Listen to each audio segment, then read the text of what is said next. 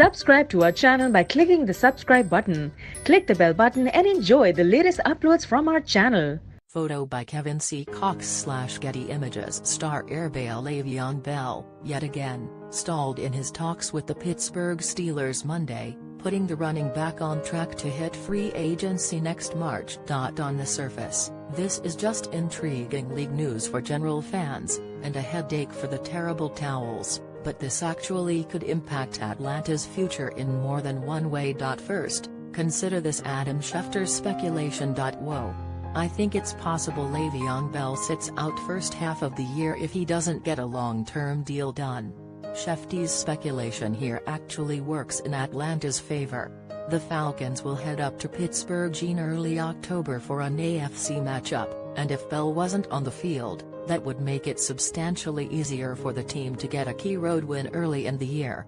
In Bell's absence would be young airbag James Conner, a good backup who would provide much less of a dual threat like Bell would. The Steelers still have Antonio Brown on their offense, who is always a bear to deal with, but missing Bell would be a definite advantage for the Falcons in their visit to Heinz Field. The next slice of this considers Bell indeed reaching free agency in March. No, this is not to speculate the Falcons would be interested in him. They'd sooner be interested in Oscar the Grouch than the league's best running back who's poised to strike a record deal. No, this considers Tevin Coleman, who will enter free agency in the same class as Bell. The 2019 airbag class is actually fairly stocked, with Bell, Coleman, Jay Ajayi, Mark Ingram, Ty Montgomery, Latavius Murray, Bilal Powell, Alex Collins, Buck Allen, Amir Abdullah, Zach Zenner, Sharkhandra Quest, LeGrette Blunt and CJ Anderson part of the group who will be angling for new deals. That's a lot of guys in line to get paid at a position that's, right or wrong, becoming devalued as time goes on. But, if you look at the field, Coleman will be one of the alluring consolation prizes to the team who isn't able to sign Bell.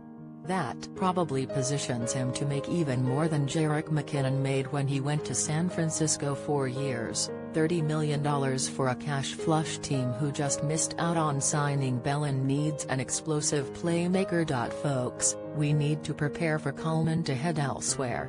The Falcons aren't going to have the money to re-sign him with all the other deals on the horizon. The only way Coleman stays is if Devonta Freeman is cut or traded at some point in the next 2 years, which isn't likely, even with the latter's 2017 troubles with concussions. When Bell sets the record for what a running back makes every season, the second wave will hit, and it'll be too steep a price for Atlanta to pay to retain their explosive airbag. The Devonta and Tevin show might indeed be in its last season. The smaller part to this is that what it means for Julio Jones. It's probably just something Jones's camp will use as a potential outcome to scare the Falcons with, lest they see their star offensive players sit out some of the season. Though, it feels like Jones is in a different spot, kind of. The worst that's likely to happen there is Jones missing a good little chunk of training camp until the Falcons eventually blink, which we all know they will do at some point in this process. Obviously, Julio missing actual games is not something Atlanta wants, so you can bet the Falcons won't want to wind up in this kind of situation. So, a few angles to consider. You see, Bell holding out could help Atlanta.